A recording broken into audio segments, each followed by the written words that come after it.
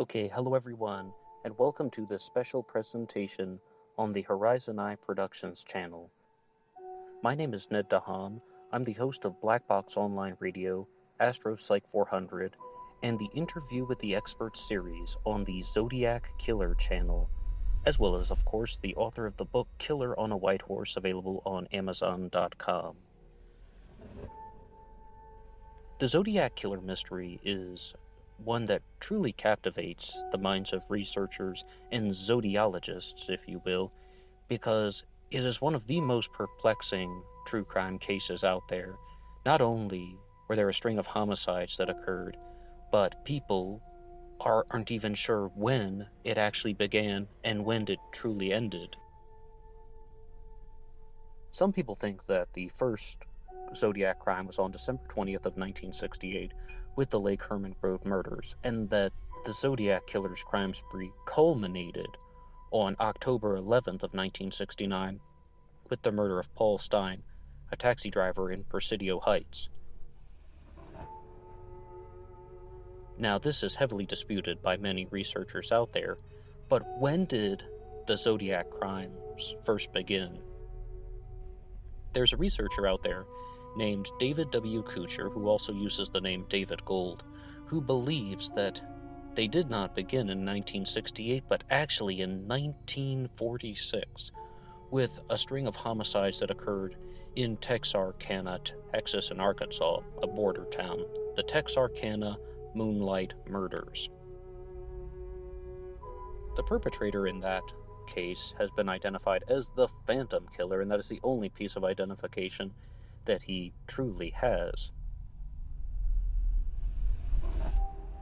It's a very similar arrangement to the Zodiac crimes, where a hooded serial killer is targeting lovers' lanes.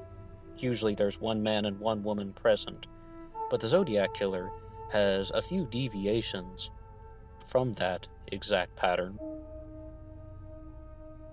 The Phantom Killer also operated only in the winter and in the spring. In February to May of 1946, the winter and the spring, the Zodiac Killer only operated in the summer and the fall.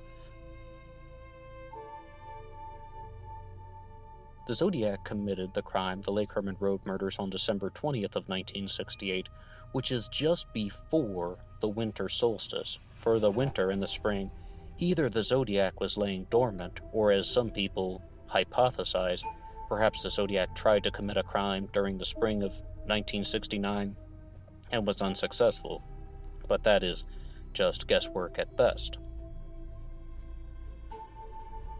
The theory that the Phantom Killer and the Zodiac Killer are one and the same is not very well respected by researchers, because David Gold has gone on to say an enormous amount of other claims, such as the same group of people who were involved with all these crimes also were the three guys from the Escape from Alcatraz, Frank Lee Morris and John and Clarence Anglin, often referred to as the Anglin brothers.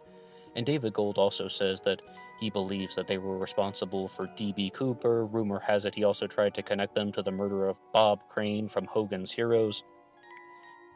So it appears that it is somewhat of a wild goose chase in trying to figure out the exact motivations for David Gold to have written his book, My Dance with the Zodiac Killer. And furthermore, David Gold also believes that he has actually had these conversations with Frank Morris, who explained to him all the details of the Zodiac case. Instead, it's quite possible that that is just a wild story. In 1947, another crime has been attributed to the Zodiac Killer, although its attribution hasn't been widely discussed in many circles, and that is the Black Dahlia murder. The theorist Steve Hodel, author of numerous books on the subject, such as the Black Dahlia Avenger series and the Most Evil series, believes that his father, George Hill Hodel, murdered Elizabeth Short the Black Dahlia in January of 1947, and then went on to become the Zodiac Killer. In Steve Hodel's book, which truly explores this Most Evil Part 2, he lays out a case looking at all the similarities between the Black Dahlia Avenger and the Zodiac Killer. However, it truly appears that his case is much more about the similarities between the two killers, as opposed to actually finding a way to tie it all together.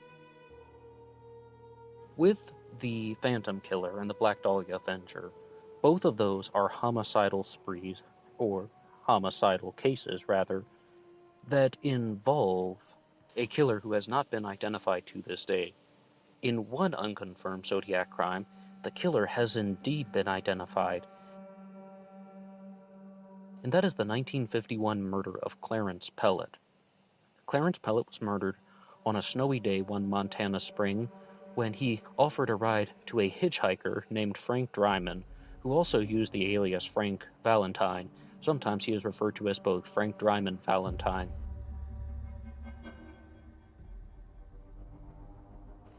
In this case, Clarence Pellet was being very chatty as he was giving Frank Dryman a ride, and that bothered Frank Dryman so much that an altercation kicked off, and ultimately it led to Dryman shooting Clarence Pellet multiple times and stealing his car. Frank Dryman's initial plan had been to hitchhike from Reno, Nevada into Canada, and he took the car up to the Canadian border, stayed the night in a motel, I believe in the lobby actually, and then entered back into America later on. Frank Dryman was sentenced to life in prison, sentenced to death twice actually, but ended up serving 13 years on his life sentence, and then paroled. However, Frank Dryman was paroled in January of 1969, and as previously stated, the first Zodiac crime in the canonicals occurred on December 20th of 1968. So either the Zodiac Killer did not actually commit the Lake Herman Road murders, or Frank Dryman Valentine was not the Zodiac Killer. Another individual who has a strong connection to Montana history is Donald Lee Booyak. Frank Dryman would actually violate the terms of his parole and become a fugitive and go on the run, and he was the longest absconding fugitive in the state of Montana's history. But Donald Lee Booyak had his own place. He went on to become the individual involved with the largest statewide manhunt in Montana history. And this was for the 1957 murder of Otto Fawson. Donald Lee Booyak was a criminal, a car thief, and he was trying to escape once, and he did this by hitchhiking. He was accosted by Otto Fawson, a sheriff's deputy, and once again an altercation kicked off, and Donald Lee Booyak ended up shooting Otto Fawson multiple times, the bullets penetrating his chest and neck. Booyak ended up serving 11 years on a life sentence, and then was released from prison in December of 1968. So, unlike Frank Dryman Valentine, he actually was out of jail at the time of the Lake Herman Road murders. The theorist Kevin Robert Brooks strongly believes that the Zodiac and Donald Lee Booyak are one and the same.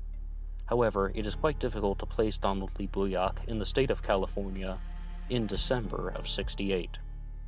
One crime that has truly entered the debate circles about being connected to the Zodiac Killer is the 1962 murder of Ray Davis, because it bears many hallmarks of the final confirmed Zodiac incident, the murder of Paul Stein, on October 11th of 1969. However, Ray Davis was murdered in April of 1962, and after that crime took place, a series of phone calls came in where the killer was bragging about his murderous accomplishment, as well as claiming to pull off a crime that no one would ever figure out. Ray Davis's body was also dumped and discarded, unlike many of the Zodiac victims, but it was done in a way that was mocking local politicians in some effect. In 1963, in Southern California, a man named Vern Smith lost his life at the hands of an individual known simply as Sandy. J.C. Reed, James Coleman, and this individual Sandy had a plan to rob Vern Smith, who was staying in a trailer in somewhat of a secluded area. Even though it was after midnight, they approached Vern Smith's trailer and they said that they were out of gasoline. Vern Smith agreed to help them, and while he was filling a gas can According to the legend, Sandy pulled out a knife, started stabbing Vern Smith, and was laughing while he was doing it. Then, J.C. Reed and James Coleman searched Vern Smith's pockets, removed $360, lied to Sandy, and said they only found $60, gave him $20, and decided to get on their way because they thought the guy was a homicidal maniac and they didn't want to be around him.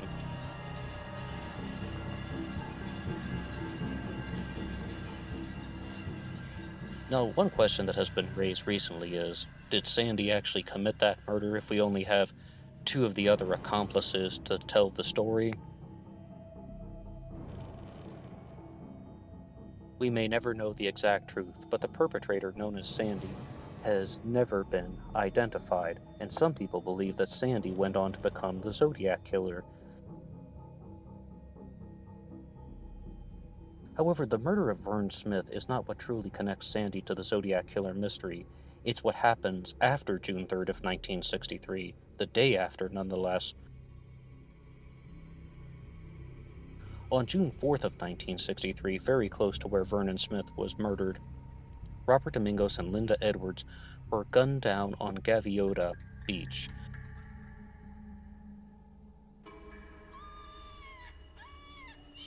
Near Gaviota State Park, to be precise, near Santa Barbara. Actually, a secluded area off of Highway 101. They were participating in a senior skip day activity, so they were not in class, and they were mostly in an isolated area when someone approached them, and the authorities aren't 100% sure of the events that took place because Robert Domingos and Linda Edwards both did not survive the event. However, they believe that the perpetrator brought a knife, a gun, and pre-cut lengths of rope and instructed Linda Edwards to tie up Robert Domingos. At some point during this encounter, the perpetrator cut Linda Edwards' swimsuit and revealed her breasts. We aren't exactly sure when that happened because after they were shot and murdered, their bodies were dragged to a seaside shack. Robert Domingos was dragged along his stomach, and Linda Edwards was dragged along her back. They were placed in a seaside shack. Somebody attempted to burn the shack to the ground by striking matches and setting fire to a tarp that was hanging on the shack door, but they were unsuccessful. The reason why many people believe that this crime could have been committed by the Zodiac Killer is it bears an enormous amount of similarities to the 1969 Lake Berryessa stabbing, which saw the Zodiac Killer attacking Brian Hartnell and Cecilia Shepard. In a very similar way, the killer brought a gun, a knife, pre-cut lengths of rope, instructed the female to tie up the male victim, but in the Lake Berryessa stabbing, the killer double-checked the restraints on Brian Hartnell and Cecilia Shepard, and ultimately Cecilia Shepard would pass away from her injuries, but Brian Hartnell would go on to survive. Now, was Sandy responsible for the murder of Vern Smith, as well as the Domingos Edwards murders? It appears the authorities thought that there was a high chance that he was. However, both of those cases are still unsolved in the minds of many. In 1964, Johnny Ray and Joyce Swindle were gunned down in an attack that is somewhat different than the Domingos Edwards murders. However, the authorities, particularly an individual named Sheriff Webster, believed that the killer of Robert Domingos and Linda Edwards was also the same person who murdered Johnny Ray and Joyce Swindle. You had couples that were by the waterfront, and they were blindsided, and there wasn't a clear motivation for the crimes, other than there's a man and a woman alone in a secluded area. In 1966, though, there was a very different type of crime that took place, but it is perhaps the most famous unconfirmed Zodiac Killer crime, and that is the murder of Sherry Josephine Bates on October 30th of that year. Sherry Jo Bates was murdered sometime in the late PM hours of October 30th, and her body was found on October 31st, Halloween morning at roughly 6:30 a.m. Unlike Robert Domingos and Linda Edwards, and unlike Johnny Ray and Joyce Swindle, Sherry Jo Bates had been stabbed multiple times. She also was involved with a violent confrontation with the attacker and pulling out clumps of his hair, ripping off his Timex wristwatch, But the true reason why Cheri Jo Bates is thought of to be a Zodiac Killer victim is because a series of letters were written and sent in after her death. 3 of them were written on lined paper with holes punched in, the kind that would be used in a binder. And 2 of them said Bates had to die, there will be more, signed with a Z. The third and final one said she had to die, there will be more, signed with a Z. The Z is one that doesn't look like a typical letter Z, for it has a squiggle on the top, so to speak. Some people insist that it's not a Z, it's the number 32. Other people think that it's not a Z, but it is an L from the Theban alphabet, which is used in some circles of witchcraft, as well as the subject of the book, The Theban Oracle. But this debate has simply continued onward. In 2016, an individual confessed to fabricating the Bates had to die letters as a part of a prank or a sick joke that he was involved with back when he was a troubled teenager in the 1960s. 2016, 50 years later nonetheless. However, many people to this day do not believe that his confession was legitimate, even though the authorities issued a press release in 2021 saying that they had investigated it. More importantly than the Bates had to die letters, one piece of evidence that truly could connect Cheri Jo Bates to the Zodiac Killer is the Riverside Confession. A confession was written on a typewriter that took credit for the murder of Cheri Jo Bates. It read simply that Miss Bates was stupid and she went to the slaughter like a lamb. It also talks about how the killer had disabled her car, and how Cheri Jo Bates was someone whom he had known personally, and she had quote-unquote brushed him off. The book America's Jack the Ripper by Soren Korsgaard points out numerous linguistic similarities among the Zodiac Killer's writing and the Riverside Confession, particularly the use of the words twitch and squirm, the same way that it would be found in a later Zodiac communication. In 1967, a crime occurred in the Philippines, thousands of miles away, and this was the murder of Lucilla Lowe. She would go on to be known as the original Chop Chop Lady. After the murder of Lucilla Lowe, a similar amount of homicides took place in the Philippines, where victims were mutilated, dismembered, and with Lucilla Lowe, she was decapitated, and to this day, her head has never been found. Steve Hodel, author of The Black Dahlia Avenger and Most Evil, believes that the same person who did the Black Dahlia case, his father George Hill Hodel, murdered Lucilla Lowe in 1967 and went on to become the Zodiac Killer in 1968. A big reason for this is Lucilla Lowe's body was found within 500 meters of a street sign that said Zodiac, and George Hill Hodel can be placed in the Philippines at the time of Lucilla Lowe's murder. So his theory is that his father was in the Philippines in 67, in San Francisco in 68, and the Zodiac crimes took place in 68, and Lucilla Lowe was murdered in 67. Once we get to December of 1968, we have the Lake Herman Road murders, the first canonical Zodiac crime.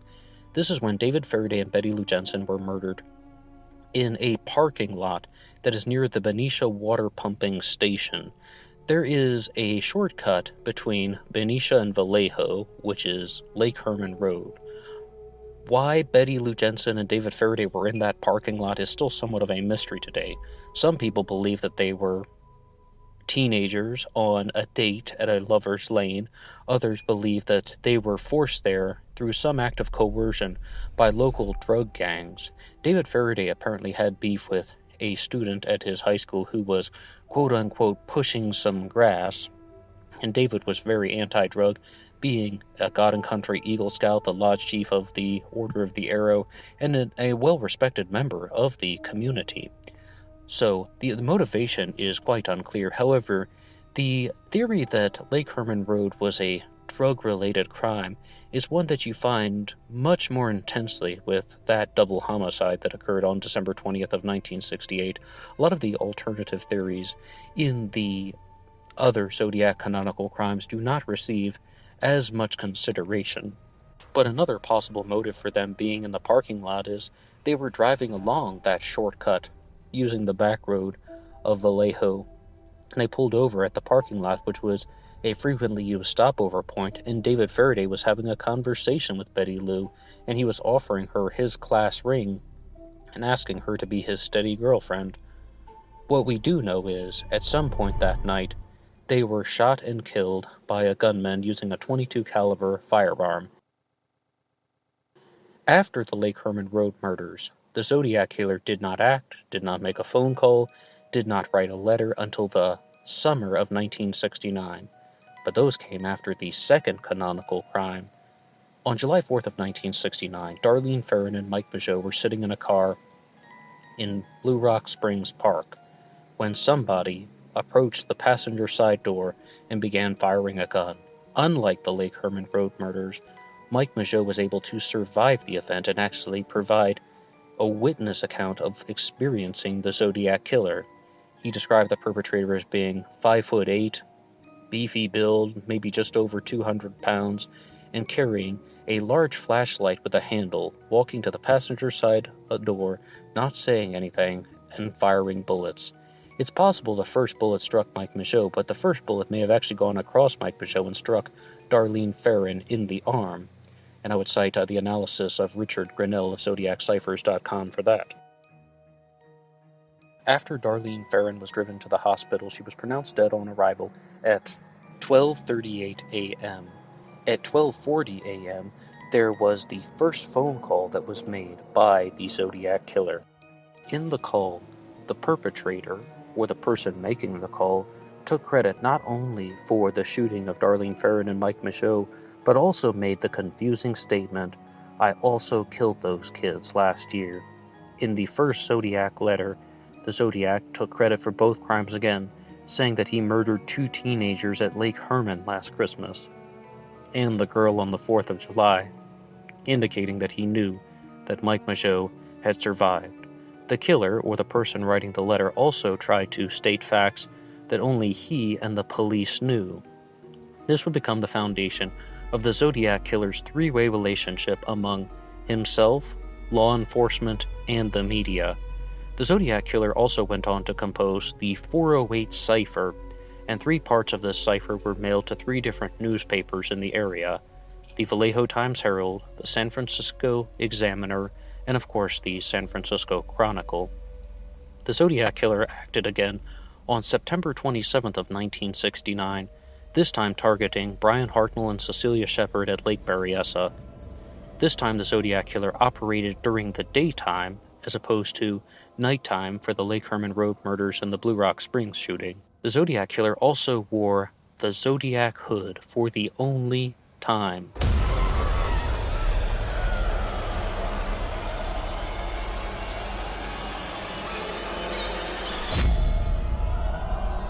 To the best of our knowledge, at this current point in history.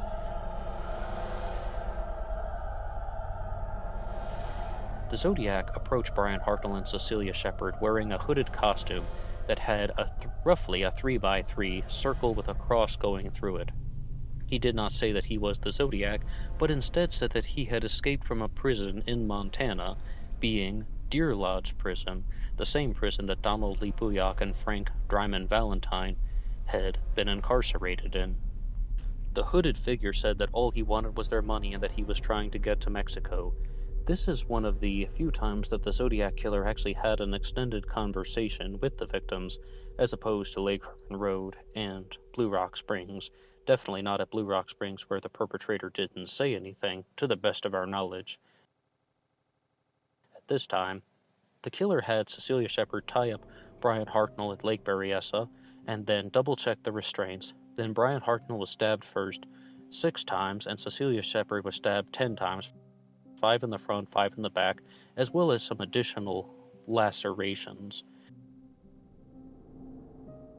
Cecilia Shepard would go on to pass away from her injuries 2 days later in the hospital, and Brian Hartnell would survive the stabbing entirely and also be able to give many accounts about what happened with the killer. After the stabbing, the Zodiac returned to Brian Hartnell's car at Carmen Gia and wrote a message on the car door, drawing the Zodiac symbol, writing the word Vallejo, and listing the dates of Zodiac activity beginning with December 20th of 1968 and ending with September 27th of 1969. The perpetrator then wrote the words, "by knife." Roughly 2 weeks later, the murder of Paul Stein occurred. This was the final confirmed Zodiac killing. Paul Stein was a taxi driver giving somebody a ride to Washington and Maple Street and then ended up on Washington and Cherry Street. He was shot one single time on the right side of the head, and the killer walked away into the darkness, but not before stealing Paul Stein's keys and wallet and cutting off a piece of Paul Stein's bloody shirt that would later be mailed in 3 different letters. Some believe that this was the end of the Zodiac killing spree. Some believe that it was only just beginning. In March of 1970, months after the Stein murder, on March 22nd of that year to be precise, Kathleen Johns was abducted along with her infant child after somebody was telling her that her wheel was loose and wobbling. The perpetrator then attempted to repair the wheel, but he was actually disabling it even worse. As Kathleen Johns tried to drive away, the wheel came off, and then she got into the car with this unidentified man, drove around for a while, and he began making bizarre comments such as, "You need to throw your baby out the window." Kathleen Johns became rather fearful, and ultimately she was able to get away from the killer without any major physical harm coming to her. However, whoever abducted her went back to the site of her car and set it on fire. Some people simply do not believe that Kathleen Johns was ever in contact with the Zodiac Killer and that she was simply mistaken. Other people believe that this is one of the times when the Zodiac simply was not successful, and much like the Domingos Edwards murders, tried to burn his failures to the ground. On September 6 of 1970, Donna Lass was working at the Sahara Tahoe Hotel and Casino in State Line, Nevada. Donna Lass was a nurse working at the first aid station. She was last witnessed at 1:40 a.m. by a woman named Joan Bentley, and she was supposed to finish her 6 p.m. to 2 a.m. shift in about 20 minutes. Donna Lass had one final entry to complete in her logbook at 1:45 a.m. However, the entry was not complete, and then she was never seen again. What happened to her is somewhat of a mystery. Some people believe that she was abducted by the Zodiac Killer and that her body was buried in the mountains surrounding Lake Tahoe. Other people believe that she may have been abducted by someone whom she knew personally, possibly a co-worker, maybe an ex-boyfriend, although Donna Lass was rather new to the area. Donna Lass was working at this hotel and casino in State Line, Nevada, and Nevada would also be home to another possible incident in Zodiac activity, and that is the 1974 murder of Dana Lowe. This was a Lover's Lane abduction and murder. However, a big differentiation with the murder of Dana Lowe is somebody approached Dana Lowe and her boyfriend Roy Topai in a car at a Lover's Lane in Nevada, and the perpetrator devoted all of his attention to Dana Lowe, the female victim, to the point where Roy Topai was able to run away and hide in a nearby ravine. He heard both his girlfriend Dana Lowe as well as the perpetrator calling out, but he did not return. Dana Lowe's body was eventually found in a mine shaft. She had been shot with a .22 caliber gun, and whoever was behind that has never been identified. Some people believe that not only was the Zodiac Killer attacking Dana Lowe, but they know who the person was, and his name was Lawrence Kane, a Zodiac suspect that has connections to the San Francisco Bay Area, as well as a former employee of the Sahara Tahoe Hotel and Casino, and I would like to cite the work of Travis Miller in the Lawrence Kane WordPress for that. Lawrence Kane even listed the Sahara Tahoe as his place of employment in 1976. Other people simply do not believe that the same person murdered Dana Lowe and the Zodiac Killer victims because of that attempt to only control the female victim, whereas the Zodiac approached Mike Mageau's side of the car first at Blue Rock Springs, and at Lake Herman Road, the perpetrator approached David Faraday first, most likely, and at Lake Berryessa, stabbing Brian Hartnell first, always going after the male victim first, then concentrating on the female victim. It seems like there could be a very different set of thinking with the murder of Dana Lowe. While some people do not believe the Zodiac Killer operated in the state of Nevada, Gareth Penn, author of the book Time 17, believed that the Zodiac Killer was also operating in the state of Massachusetts, and that in 1981 the Zodiac Killer attacked Joan Webster on November 28th of that year. Joan Webster was a graduate student studying architecture. She was traveling back from Thanksgiving break. She was waiting in the taxi line when a bearded man wearing glasses approached her and asked her if she wanted to get out of the taxi line and come to his vehicle. Joan Webster agreed and was never seen alive again. Joan Webster's remains were discovered in 1990, buried near a place near Tobacco Road in Hamilton, Massachusetts. Gareth Penn, along with other Zodiac theorists such as Ray Grant, believe that their suspect, Michael Henry O'Hare, was responsible for the murder of Joan Webster. However, the authorities, law enforcement, and the district attorney's office absolutely reject any type of Zodiac connection to the murder of Joan Webster. Instead, they believe that she was killed by the serial killer Leonard Paradiso, who also murdered victims in the early 1970s, as well as the 1979 murder of Marie Iannuzzi, and ending with the 1981 murder of Joan Webster. Joan Webster was killed by blunt force trauma, and her body was buried into the ground. All types of behavior that are very different than that of the Zodiac Killer. However, it is possible to change a criminal pattern with time. The writer and theorist Eve Carson does not believe in a Zodiac Killer connection with the murder of Joan Webster, nor does she believe that she was killed by the serial killer Leonard Paradiso. Instead, she believes that there was a police cover-up and that a trooper named Andrew Palumbo was actually responsible for the death of Joan Webster. Whatever happened to Joan is still a mystery. In 1986, a homicide occurred much closer to the Zodiac's original stomping ground, that being the Sacramento freeway murders, which saw the deaths of Koyan Seichao and Choi Fao Sali. This was a crime that involved somebody approaching a car that had been parked on the side of the road, firing some gunshots, and then simply running away. The Sacramento freeway murders were most likely committed because these two individuals, Koyan Seichao and Choi Fao Sali, pulled over on the side of the road to just rest for a while after driving a 3.5-hour journey, even though it had been decades since the original Zodiac attacks. And after the Sacramento freeway murders, the Zodiac wrote in a letter saying, "This is the Zodiac speaking. I'm still out here and crack-proof. I want you to know about my latest slaves that I have collected about 2 weeks ago up by Sacramento, California.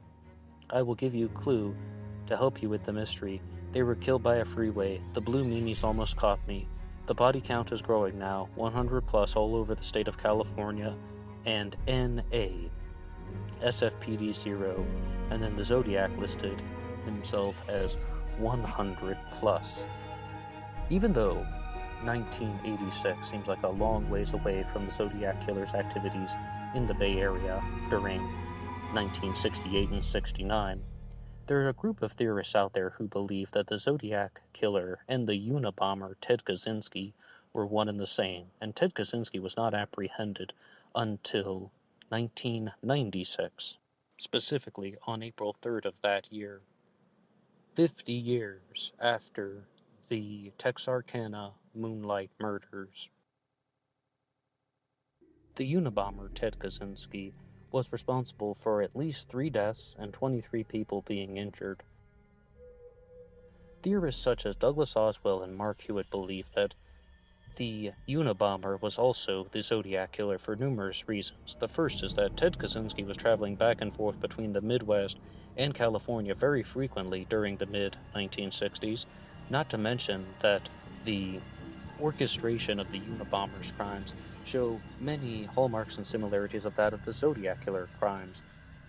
The odd time frame in between each attack, and the Zodiac Killer also created a bus bomb diagram, which they believe could be a possible foreshadowing to the future activities of the Unabomber. There are also many people out there, including Oswell and Hewitt, as well as Gareth Penn, of course, who believe that the Zodiac Killer would have had a very high understanding of mathematics. And somebody like Ted Kaczynski having a PhD in that particular discipline would have fit with that profiling aspect as well.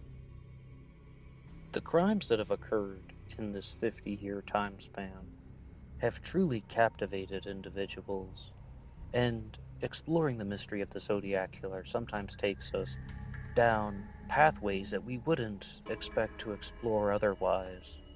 In some ways, it allows us to learn more about the darker side of humanity, and at other times, it allows us to explore the concept of pure evil. We should always remember that all of these activities were committed by very heinous and atrocious individuals. And the victims are part of more than just a case. They were real human beings. And a moment of rest and peace is always important to give when discussing events in the true crime world. My name is Ned Dehan, and thank you for listening to this presentation on the world of the Zodiac Killer 50 Years of Terror on the Horizon Eye Productions channel. And if you like this episode, you can always hit the like button and subscribe and share anything you want in the comments section. Was there a crime or an incident or a story that could be connected to the Zodiac Killer that you did not hear in this episode? If so, you can write that in the comments section down below, and please feel free to respond in any single way. Thank you so much for listening, and everybody, stay safe.